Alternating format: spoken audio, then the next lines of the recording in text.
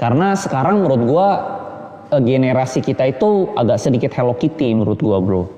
Jadi terlalu gampang, mentalnya tuh terlalu gampang tersinggung gitu loh. Kalau gua misalnya bahas saham, ya dulu kan gua ngomong saham ngomong aja biasa. Ntar gua ngomong saham tertentu dibilang gua menggoreng. Kalau sahamnya turun dibilang gua yang pump and dump. Kalau sahamnya nggak gerak, gua dibilang nggak bisa analisa.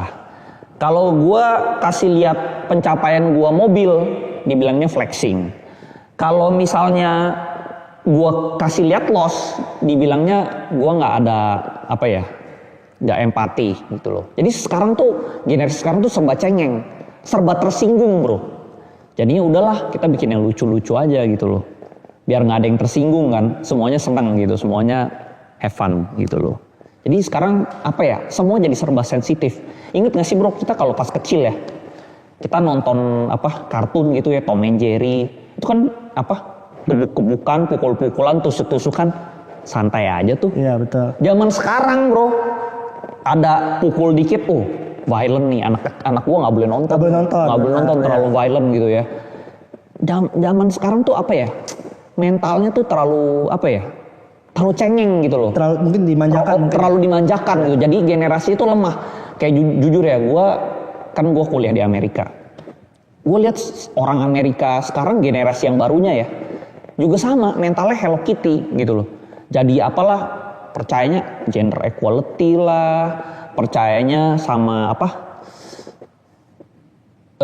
jenis kelamin itu ada banyak lah, ya kan. Terus setiap harinya joget-joget TikTok lah. Iya, jadi kayak apa ya, kayak zona nyaman ini bikin lo jadi lemah gitu, jadi lembek gitu loh. Akhirnya ya udah, kita lihat Amerika sekarang lumayan hancur.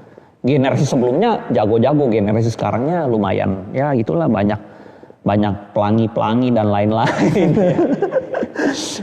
Tapi BTW pas lu ngomongin minusnya juga jadi serba salah. Emang sekarang porto lu gimana, bro? Porto sih tentunya ini adalah drawdown terbesar di dalam hidup gua sih. By persen atau by duit? By persen. By persen. By persen dan by duit. Oke. By persen itu drawdownnya lumayan dalam, hampir 50% floating, ya minusnya. By uang juga gede, ratusan miliar itu dalam hitungan minggu ya. Cut loss terbesar juga sama, cut loss terbesar gua juga dalam bulan ini juga. Jadi semualah. Jadi menurut gua bursa itu sangat adil. Dia nggak pandang bulu, dia nggak lihat lu ganteng, jelek, kaya, miskin, ya, atau lu laki, perempuan, dia nggak pandang bulu. Kalau lu salah position dan lu salah timing, lu pasti rugi. Ya udah, gue salah position, salah timing, karena gue udah tahu, tapi gue nggak disiplin, gue nggak cut, nggak jual barang-barang itu dari bulan Januari. Nah, jadi barang-barang yang gue pegang ini drawdown. Nah, lu tapi drawdown yang paling besar 50%, sekarang drawdownnya kurang lebih masih 50% lah. Sekarang udah mulai balik lah ya, mulai balik ya, karena gue ada reposition, ada yang berapa pas dia penurunan di minggu pertama, minggu kedua itu gue udah cut loss. Nah di cut loss itu gue jadinya ya switching. Contoh lah, ya gue switching ke tempat lain gitu, jadi itu menyelamatkan kan. Gue switching taruh di blue chip, nah blue chipnya kebetulan naik, jadi ya gue aman sih. Apalagi jadi ibarat ini analoginya tuh kalau kita kayak misalnya, lu tahu ini kan apa, kayak misalnya tangan lu, jari lu beku nih kena frostbite. Lu jari lu udah nggak bisa diselamatkan nih. Kalau lu nggak potong jari lu, tangan lu bakal dipotong, kena semua. Ya udah lu mendingan potong. Sakit nggak? Ya sakit lah, potong kelingking. Tapi kalau lu nggak potong kelingking ini, tangan lu puntung. Nah jadi analoginya seperti itu. Jadi ya udahlah gua cut, gua amanin. Nah sekarang gua cash lumayan pegang banyak, jadi gua lumayan tenang. Berapa persen tuh, bro? Kira-kira cash gua mungkin ada sekitar 25% ada. 25% ya? 25% cash. Lalu sisa sebagian besarnya lagi juga blue chip. Ya jadi gue tenang banget. Tenang ya? Tenang. Walaupun market crash, ya itu sisanya barang-barang yang inilah, barang-barang yang gue ngejar game, ya dia drawdown. Bahkan ada emiten yang sebenarnya gue udah untung ratusan persen, gue nggak take profit, bro ya, akhirnya hilang. Nah, padahal gue udah untung ratusan miliar nih, bro. Gue udah untung ratusan miliar, gue nggak jual sama sekali, akhirnya drawdown balik. Gue tahu tuh. Emitennya apa, kayak gue tahu. Nah terus udah gitu difitnah orang-orang sebelah sama netizen, dibilang gue yang jualan. Padahal drawdownnya karena market gitu loh. Dan lu kan juga ada lihat data juga kan, yang Samkong lo kan Betul. Maksudnya ya nggak cuma saham tersebut yang drawdownnya 60%. Yes. Banyak saham-saham konglo lain yang drawdownnya 60% gitu. Yes. Betul. Jadi ya cuman namanya orang kan dia mau menjatuhkan gua, ini barang Ko Andri yang pegang nih jatuh nih. Sebenarnya bukan barang gue dong, semua barang kan jatuh, bro, ya kan. Dan karena ada lu ya jadi rame gitu. Sebenarnya pada lu tuh jadi ada liquidity sebenarnya, bro. Jadi banyak orang lah memanfaatkan itu. Nah terus tapi ketika lu turun sih stres gak sih, bro? Gue tipenya karena mungkin kalau orang baru kena ini sekali mungkin dia stres ya. Tapi kan gue udah kena market crash ini kan berkali-kali ya, udah berkali-kali. Gue jadi sekarang fokus kita itu apa yang kita masih ada lah. Jangan fokusnya itu apa yang hilang gitu loh. Kalau lu fokus diri lu ke apa yang lu hilang, lu bakal sedih terus, lu nggak maju-maju, bro. Jadi menurut gua kita ya udah kita stay ada, nanti di bulan di Q3 Q4 baru kita tinggal balikin kerugian gitu loh. Seperti itu. Nah terus cara hilangin stres ala Ko Andri nih? Mungkin ya kita cari kesibukan lain ya, jangan terlalu fokus di Porto dulu. Kalau misalnya Porto memang lagi jelek, ya kita kan sama lah. Kan ada quote juga ya, namanya "This too shall pass". Oh, tahu ya, kan? Ya. Itu simple tapi sangat bermakna, bro. Bermaknanya itu apa? Jadi artinya kalau lu misalnya lagi seneng nih, lu jangan berlebihan. Jangan berlebihan seneng ya, benar. Kenapa? Karena kesenangan lu itu juga cuma sementara. Ya. Nah sama juga kalau lu lagi berkesusahan, lu jangan terlalu sedih sama kesusahan lu, itu pun juga cuma sementara. Jadi menurut quote "This too shall pass" ini artinya apa? Apapun yang lu alami di dunia ini hanyalah sementara. Kesenangan lu sementara, kesedihan lu juga sementara gitu loh. Jadi nggak mungkin dong lu sedih terus, nggak bakal nanti bagus. Pasti nanti yang jelek jadi bagus, yang bagus juga pasti jadi jelek. Nah dunia gitu. Nah jadi kita kalau kita bisa lebih bijak melihat ini sebagai pelajaran, ya kita sebenarnya tenang-tenang aja gitu loh, bro. Jadi ini pasti berlalu gitu loh. Apapun itu cuma butuh apa? Time will heal everything lah. Waktu itu bakal memperbaiki semuanya. Sabar aja lah paling. Tapi mungkin cara hilangin stres lu ke luar negeri juga ya? Lu ada liburan kemana? Gue mungkin ya, kalau gue mungkin jalan-jalan atau ya gue hobi lah. Belakangan gue hobi mobil, ya udah gue isi. Mungkin bukan beli mobil ya, maksudnya gue kadang beli mainan mobil gitu loh. Gue beli koleksi mobil-mobil yang kecil-kecil gitu. Diecast kecil. Mau modif Harley? Ya cari kesibukan itulah, modifikasi. Ya lu cari kesibukan, cari hobi lah. Memang cowok itu menurut gue harus ada hobi, bro. Kalau dia tidak ada hobi, lu harus bahaya nih. Cowok yang tidak ada hobi. Cowok apa tuh, bro, nggak ada hobi? Ada beberapa cowok yang tidak ada hobi. Kalau dia tidak ada hobi yang positif, dia pasti lari ke hobi yang negatif. Ya, hobi yang negatif ya misalnya alkohol, judi, narkoba, perempuan. Dia pasti lari ke sana. Makanya cowok itu harus ada hobi yang positif. Kalau gue menyibukkan diri gue ke hobi yang positif lah. Nah, yaitu di otomotif sebenarnya. Kalau gue di pedal, gue suka main pedal biasanya. Ya, atau olahraga lah ya. Olahraga, jalan-jalan, pokoknya cari kesibukan yang positif lah. Oke. Itu. Nah terus ada yang gue nih, rekomendasi buku, bro. Apa yang lu kira? Buku sebenarnya, nah ini sebenarnya ada cerita ya. Kenapa gue hobi baca buku. Jadi dari kecil itu gue kalau misalnya mau beli mainan sama bokap gue tuh selalu nggak kasih gue beli mainan, bro. Dia cuma bolehin gue beli buku. Jadi dari kecil gue sudah terbiasa sukanya tuh baca buku. Nah baca buku dulu gue mau beli komik itu gue belinya diem-diem. Jadi gue cuma boleh belinya tuh sesuatu yang berbau sejarah. Karena bokap gue dulu suka sejarah. Nah jadi sebenarnya kalau belakangan ini gue baca bukunya buku-buku bisnis, buku-buku investasi. Tapi kalau dulu waktu gue pas masih muda, gue sebenarnya sukanya buku-buku perang sebenarnya. Contohnya perang apa? Contohnya misalnya Sun Tzu Art of War, itu gue udah baca berkali-kali. Three Kingdom, Musashi, terus yang Nobunaga Oda gitu. Gue suka buku-buku perang sih. Dari perang ini sebenarnya gue belajar banyak hal lah. Contohnya apa yang bisa direalisasikan ke dunia pasar saham? Contoh? Karakter ya, cara pembawaan diri lu, cara berkarisma, psikologis. Sebenarnya kan apapun yang terjadi di dunia ini kan antara orang dengan orang, hubungan lu dengan manusia dengan sesama manusia. Jadi kalau lu bisa membawa diri lu dengan baik, ya hal itu bisa jadi baik atau bisa jadi buruk sebenarnya. Pembawaan diri lu lah. Nah sebenarnya di perang juga gitu. Kalau lu punya pembawaan yang baik, karakter lu baik, pengikut lu banyak, lu bisa baca situasi gitu loh. Ya psikologis lah, seperti psikologis mana itu yang terpenting. Lalu ya strategi lah gitu loh. Kalau lu strateginya tepat, lu pasukan lu dikit, lu bisa menang lawanin pasukannya banyak.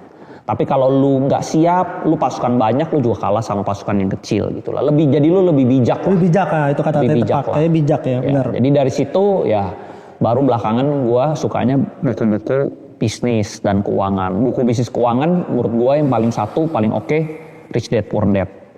Itu gampang dibaca. Ya, terus dia ngajarin gimana lu cara punya mindset orang kaya gitu loh. Jadi jangan mengeluh. Itulah Rich Dad Poor Dad. Lalu kalau dari pembisnis gue suka Virgin Airlines, ya si Richard Branson. Ya lalu sisanya kalau buku investasi mungkin banyak kan dari Warren Buffett ya. Warren Buffett pun sebenarnya bukunya itu isinya lebih banyak ke psikologis. Psikologis bener. Ya. Jadi menurut gue apapun yang terjadi di dunia sebenarnya ya itu psikologi, cara lu menempatkan diri dipegang saham itu. Kalau lu beli saham ini dengan tenang, ya lu kaya. Makanya gue selalu ngomong uang hanya datang kepada orang yang tenang. Betul, setuju. Seperti itu bro. Oke. Jadi kayak contohnya saham gue turun, kalau gue tenang-tenang aja ya kita kan bisa berpikir, oh kita sekarang posisinya lagi kalah nih. Kita tinggal pikir bijak gimana cara kita menang. Gitu loh. Apakah kita pindah ke battlefieldnya ke yang lain? Ingat, kalau di perang itu ada dua bro. Ada battle, ada war. War itu skala besar, battle itu yang skala kecilnya. Lu bisa kalah di battle, yang penting lu win the war. Win the war ya. Itu loh. Contoh misalnya kayak di perang US sama Vietnam gitu ya, kita lihat ya. Buat si Vietnam ini mau ngambil wilayah ini, dia harus pura-pura nyerang ke wilayah yang sana. Nah, begitu dia pura-pura nyerang ke wilayah yang sana, musuh semua pada ngincar ke sana, sebenarnya pasukan yang besar itu ngambil ke bawah. Jadi dia lose the battle, but win the war. Menang perang. Nah itu, seperti itu. Jadi ya ada sacrifice yang lu harus bayar lah. Jadi walaupun perangnya udah lama, tapi strateginya, mentalnya semua bisa dipakai untuk sekarang. Bisa dipakai gitu ya? di bisnis seperti itu. Nah tapi lu waktu sekolah itu sebenarnya sampai kuliah lah ya. Lu sekolah di mana dan lu sebenarnya sampai kuliah itu juara kelas gak sih sebenarnya? Gua awal-awal tuh kuliah di Indo, lalu pas krisis 98 rusuh kan di Jakarta, gua pindah ke Singapura. Gue pindah ke Singapura sekitar 1,5 tahun sampai 2 tahun ya. Lalu balik lagi ke Indonesia, udah gitu gue lanjut kuliah ke Amerika. Jadi gue pernah di Singapura sebentar, di boys school, tapi balik lagi ke Indo, udah gitu gue lanjut ke Amerika. Pas SD itu? Pas SD. Pas SD, SMP, SMA di Jakarta, udah gitu gue balik ke Amerika. Seperti itu. Waktu sekolah mah, gue gak pinter-pinter banget bro. Biasa aja lah, kalau misalnya ada di kelas gue dulu waktu SMP SMA mungkin ada 40-an orang ya. 40 orang, lu ranking berapa? Mungkin gue ranking 5 lah dari belakang. Ranking 5. Itu karena sebenarnya kalau gue waktu itu gue tes IQ gue sebenarnya lumayan tinggi. Tes IQ gue tuh 135. Oke. Tapi gue orangnya nggak suka belajar bro. Gue sukanya main. Jadi gue tuh sibuk main bola, main game. Gue dulu gamer banget, sangat gamer. Gue main game sama dia juga. Ya, gue dulu main dulu kita main Dynasty Warrior, Final Fantasy, Ragnarok, World of Warcraft. Nah, jadi itu. Jadi waktu gue udah habis main game. Jadi udah gak ada waktu belajar lagi. Belajar itu besok ulangan, malam baru gue belajar bro. Kalau PR kerjanya besok ada PR, gue kerja paginya. Kerjainnya paginya. Hasilnya pas-pasan gitu. Yang penting lulus aja. Itu sih. Tapi ya mungkin nilai kita di sekolah tidak bisa menentukan masa depan kita kan sebenarnya. Ya betul. Karena ada perbedaan academic education sama financial education. Lu bisa academic education lu ranking 1, tapi kalau lu nggak ada financial education, ya lu di real life-nya lu zone. Jadi menurut gua yang terpenting tuh financial education, bukan academic education. Tapi tentunya apakah berarti nggak penting dong sekolah? Menurut gue tetap penting. Tapi ini nggak menjamin lu kaya. Yang menjamin lu kaya tuh di financial education. Pendidikan lu soal keuangan itu, mindset soal keuangan lu tuh udah bener gitu loh bro. Kalau kayak di sekolah mungkin kan ketemu teman, jadi tahu cara berinteraksi juga kan. Iya, jadi itu lu belajar social skill lah. Social skill, gimana lu jadi orang yang menyenangkan. Kalau lu orang yang menyenangkan, lu kan jadi banyak temen. Nah, jadi itu sebenarnya di sekolah itu kita belajar gimana cara kita bergaul. Contohnya, gua nih di sekolah kan gua banyak temen ya. Jadi gua bisa aplikasi itu ke dunia sekarang, dunia kerja gitu loh. Gua tahu gimana cara kita berteman gitu ya. Jadi orang yang menyenangkan, jangan terlalu nyebelin gitu loh. Ya kan? Seperti itulah sebenarnya yang kita belajar. Masih ada teman yang SMA sampai sekarang main masih ada gua masih main. Masih banyak ya? Masih main sih ya. Seperti itu. Jadi ya itu kali yang lebih belajar di sekolah ya. Kalau di real life sih sebenarnya belajarnya lebih networking ya kan. Makin kan ada juga orang yang misalnya academic education-nya jelek, tapi dia pinter networking nih. Bisa ya jadi kaya, jadi menteri, bro. Ya. Lu misalnya bisa networking sama presiden ya lu minimal jadi menteri. Lu nggak perlu pinter-pinter banget gitu. Betul. Sebenarnya. Nah, tapi mungkin quotes atau mindset atau hal apa yang lu inget selalu ketika lu lagi kalah atau lagi loss, apa gitu? Menurut gua karena gua dulu hobinya olahraga, main game gitu ya, bro ya. Gua merasa menang dan kalah itu is part of the game lah. Contoh lu misalnya kita main game, nggak mungkin kan kita menang terus. Kecuali lu mainnya easy mode. Lu easy mode, misalnya lu punya orang tua kaya, lu dimodalin ya lu masuknya easy mode. Lawan komputer kan. Iya, tapi kan kalau hidup di hidupan nyata kita kan ya lu tahu gua lah. Dan gua tahu lu. Kita kan bukan di easy mode, bro. Iya. Kita di normal sampai hard mode karena kita nggak dimodalin orang tua. Ya, lu nggak dimodalin, gua nggak dimodalin. Ya, jadi ya itu balik pasti lu ada kalahnya karena lu mainnya di normal dan hard mode ya lu pasti ada kalahnya lah. Ya sama lah kita main game. Kita kan misalnya lu kesusahannya medium nih sama hard nih. Ya lu main pasti ada kalahnya lah. Lu ulang terus sampai lu tahu gerakan monsternya. Betul. Monsternya mukulnya ke kanan dulu baru ke kiri. Kan akhirnya lu bisa hafalin gitu gerakinnya. Oh ya udah lu dodge ke kanan udah gitu ke kiri. Udah gitu baru lu pukul.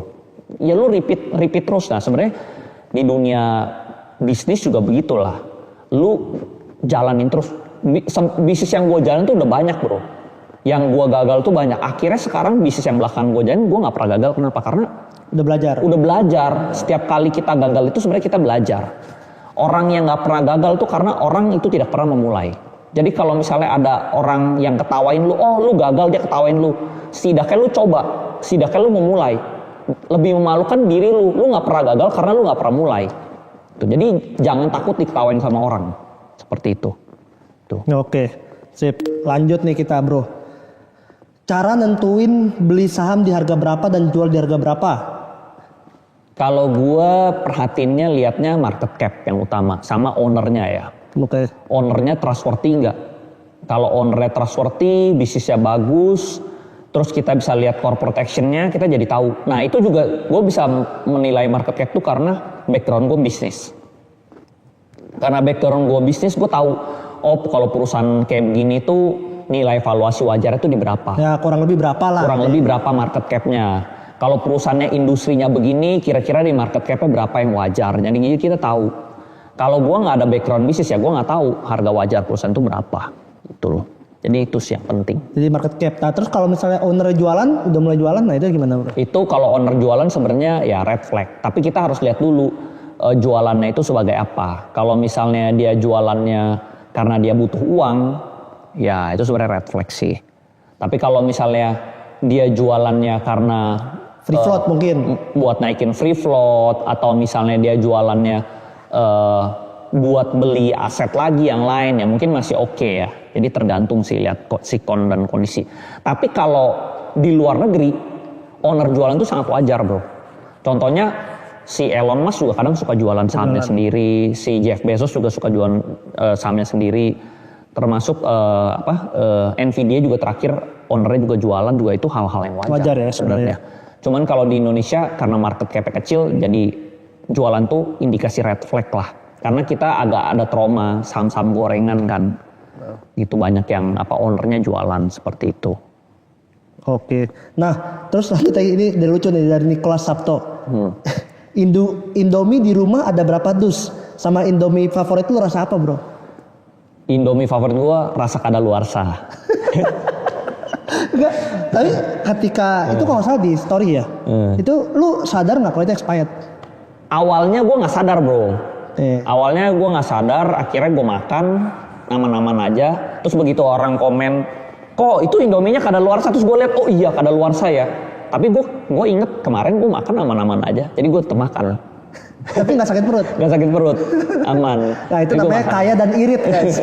Kaya dan irit. Tapi mungkin kalau dari menurut pendapat gue ya, mungkin yang kadaluarsa itu bumbunya ya, bukan bakminya. Lu kan ada background di Coca-Cola, menurut lu kadaluarsa itu sebenarnya masih boleh dimakan nggak? Kalau sepengetahuan gua di Coca-Cola itu kan ada namanya BB, best before. Jadi sebenarnya kalau sudah melewati best before, itu dia masih boleh diminum, tapi mungkin sodanya berkurang, bro. Oh. Sodanya berkurang, jadi tapi masih nggak bisa. bikin kita mati kan? Nggak bikin kita mati. Oke. Nah, Tapi jadi jangan kalau- diikuti juga guys sebenarnya. Kalau punya duit ya udah jangan beli ya lagi. tetap boleh diminum, berarti cuma sodanya berkurang. Betul, kan? sodanya berkurang. Oh, ya udah kalau gitu tetap diminum aja kan. Tapi Indomie lu rasa apa favoritnya, yang goreng atau yang kuah? Dua-duanya enak sih, gue dua-duanya suka. Nggak harus pilih satu misalnya bro. Mungkin goreng kali ya. Goreng ya, sama gue juga tim goreng sih kebetulan. Nah terus, nah ini ada yang tanya nih, Vanisbu 22 gimana cara kenalan sama Ko Andri? Kenalan sama gue ya. Ya mungkin kalau ketemu kali ya. Tapi ya balik lagi sebenarnya tergantung ya. Ketemu itu kalau kita sama-sama ada value yang cocok, ya mungkin kita bisa ketemu kan. Contohnya misalnya lu punya skill yang gue nggak punya, gue punya skill yang lu nggak punya. Kita bisa ketemuan kan, kita bisa tukeran, bertukar pikiran gitu loh. Tapi kalau misalnya lu yang mau ketemu gue karena gue punya value, tapi lu nggak ada value nih dibuat gue ya, tentunya kalau gue temuin kan banyak ribuan orang, berarti gue harus temuin. Gak mungkin lah gue bisa temuin ribuan orang. Gue cuma bisa temuin yang orang ini stand out lah, mencolok lah. Gitu. Jadi tugas kita itu sebagai manusia ya mungkin kita harus stand out aja. Contoh misalnya lu punya ilmu editing lah, gue nggak punya ilmu editing. Terus gue merasa editing lu keren banget nih, epic banget gitu loh. Cara lu nge-shoot apa mobil keren banget ya, tentunya gue akhirnya follow. Gue ada juga yang kayak gitu. Gue lihat nih orang ngeditingnya jago banget nih, ya gue follow karena gue lihat wah ini keren banget editing lu gitu loh. Jadi harus sama-sama punya value baru bisa ketemu gitu, baru bisa match. Atau misalnya yang kemarin gue follow ada apa Guru Antea gitu. Itu lucu sih dari dia. Itu dia value-nya lucu banget gitu loh ya, lucu. Nah itu kan kreatif ya, dari industri kreatif. Nah ya kalau lu unik banget ya tentunya orang follow lah, orang bisa match up. Tapi lu harus ada value something. Kalau lu nggak ada value something ya tentunya nggak bisa ketemu, seperti itu. Jadi apa yang penting untuk kita networking dengan siapapun, yang penting Kita grow, kita punya value punya juga. skill dulu ya. Yes, kita punya value lah, something yang bisa di offer lah ya. Seperti itu. Nah terus kalau misalnya nih bro, lu bisa beli waktu, momen apa yang pengen lu beli sebenarnya? Momen waktu kalau bisa dibeli, gue sebenarnya agak menyesal gue kenal sahamnya terlalu lama bro. Jadi gue kayaknya tuh di umur 30-an. Seandainya gue bisa kenal ini di umur 20-an, mungkin gue lebih kayaknya lebih cepet. Jadi gue banyak buang waktu ya 10 tahun itulah. Dari umur 20 sampai 30 gue banyak kebuang waktu lah. Itu jadinya seandainya mulai lebih cepet kan, if you start early, you success early. If you start late, ya you suksesnya late. Jadi gue merasa suksesnya gue lumayan late lah.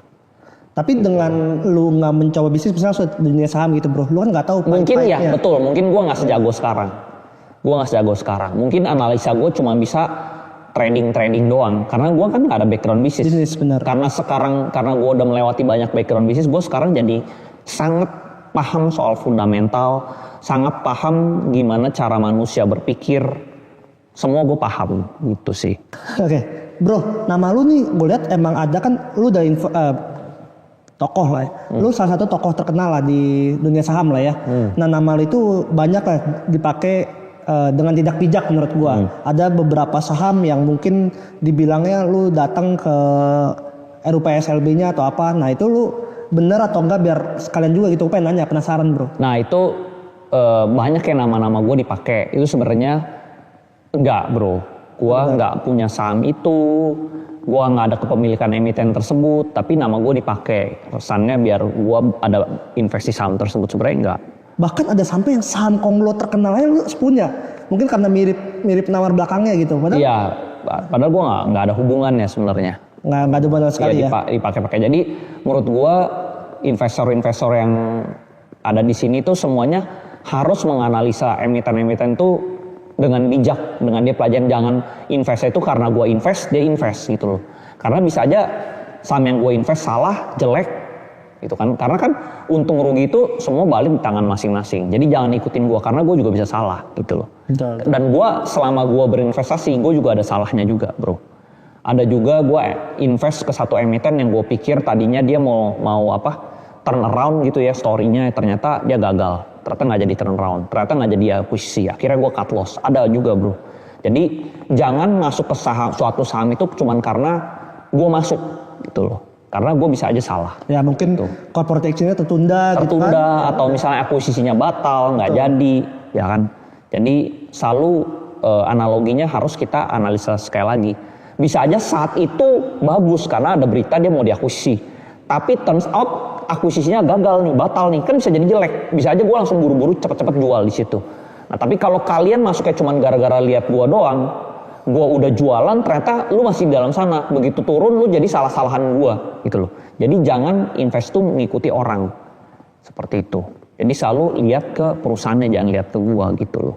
Oke. Karena gue bukan pemilik perusahaan. Yang menggerakkan perusahaannya ya si perusahaannya. Gue kan juga cuma investor sama seperti kalian juga gitu. Nah jadi ada pertanyaan juga nih dari kopiinvestasi.id. Ronaldo atau Messi bro? Kenapa? Kalau Ronaldo sama Messi, dulu gue sukanya Ronaldo. Tapi sekarang dua ini balik nih. Kalau Ronaldo itu menurut gue hard worker and discipline. Setuju. Kalau Messi itu talent.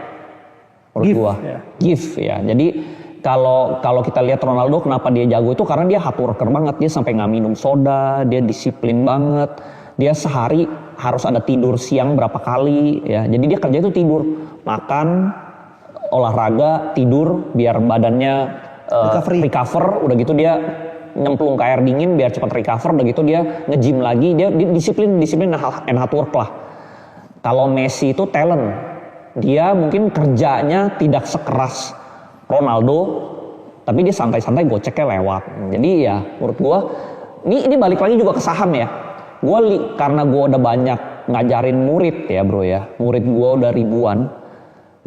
Terus dulu gue merasa semua orang itu bisa jadi sukses di saham gitu ya. Tapi belakangan ini karena gue lihat banyak murid yang bervariasi, ini balik lagi ada yang talented, ada yang cuman hard work. Kalau lu tanya ngajarin yang mana yang lebih gampang, ngajarin yang talented lebih gampang. Karena gue ada juga yang murid ya, gue ajarin sedikit, tiba-tiba dia udah bisa nyari sendiri bro. Dia udah bisa nyari saham multi-bagger dan dia lebih cepat dari gue. Yeah. Kok ini multi-bagger, kok ini multi-bagger, kok ini dia lebih cepat. Nah ini talented bro. Talented itu lu cuma ajarin sedikit, dia udah bisa ngikutin. Nah tapi ada juga yang cuma hard work. Ya itu dia nggak sejago dari yang si talented. Dia masih harus ada salah-salahnya, ada bener, ada salah, ada bener, ada salah. Terus nanti dia pindah-pindah gitu loh. Ada juga yang nggak ada dua-duanya. Nah, itu yang paling parah menurut Ada juga, ada yang nggak talented tapi males juga, pengennya nyontek. Nah ini di Indonesia yang nggak ada dua ini paling banyak. Paling banyak pengennya kok sama apa. Nah kalau kita kasih tahu dia untung, dia diem. Nanti begitu dia turun, nanti dia salah-salahin orang lain. Nah ini yang nggak talented ini paling bahaya. Nah kalau kita kasih tahu ntar takutnya motivasi belinya itu ikut-ikutan. Ikut-ikutan, betul. Nanti kalau turun pun nanti dia salah-salahin gitu. Nanti dia pikirnya, dia negative thinking. Dia pikir tuh kita yang pom-pom kalau naik. Kalau turun dia pikir kita yang dumb. Padahal ya lu analisa sendiri lah. Itu kan kita cuman menurut kita kan setiap orang kan beda-beda bagus saham bagus jeleknya gitu loh. Ada yang orang bilang saham ini bagus, menurut gue jelek. Ada yang gue bilang saham ini bagus, menurut gue jelek. Ya kan beda-beda, setiap orang kan beda-beda. Setuju. Nah tadi kan kalau dari sisi pemain bola, kalau dari sisi pembalap bro? Kalau pembalap gue suka mentalnya Max Verstappen. Jadi kalau misalnya mobil tentunya gue sukanya tim Ferrari lah. Oke. Kalau dari tim gue suka tim Ferrari, tapi kalau dari pembalap gue suka mentalnya Max Verstappen. Kenapa suka mentalnya Max? Karena mungkin didikannya keras juga ya. Terus jadi dia tuh jiwanya nggak mau kalah gitu ya. Contohnya paling kelihatan dari season lalu ya, season 2025. Mobil dia tuh sebenarnya dimulai dari mobilnya kurang bagus. Betul. Tahun lalu itu mobil paling bagus itu McLaren.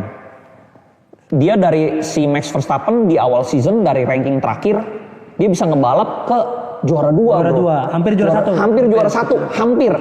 Kalau teammate-nya jago bisa ngehalang si Lando, dia jadi juara 1 tuh. Betul.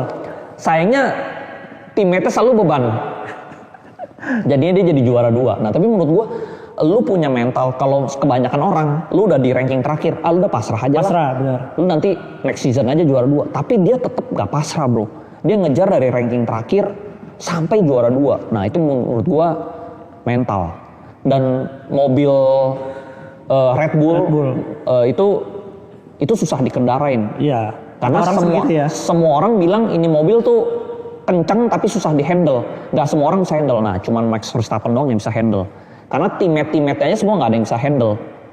Gitu. Jadi menurut gua ya dia one of a kind lah. Dia very talented lah. Ini juga sama nih, dia talented juga. Dan talented ya tentunya tetap ada hard worknya. Kayak Messi juga talented, ada hard worknya lah. Kalau lu talent doang gak ada hard worknya, ya kemana-mana gitu. Jadi kalau mental gue suka si Max sih. Tapi yang kemarin juga yang race ya, dia dari juara berapa?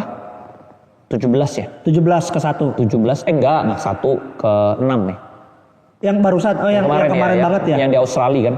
Iya ke 6 kalau salah. 17 ke 6 kan? Iya. Ada juga yang tahun lalunya 17 ke 1 ada. Iya, ya itu sih. Ada. Jadi never give up-nya gue suka lah. Nah, tapi kalau dari 2026 kira-kira mobil nih, siapa yang menang? Mobil kalau gue lihat yang kenceng sih Ferrari sama Mercy ya. Iya, Mercedes kenceng ya. Mercy sama ini ya. Cuman kalau driver sih gue tetap Max sih. Tetap Max ya. Max. Oke guys, paling itu aja sih untuk podcast kali ini. Thank you Bro Andri. Thank you, bro.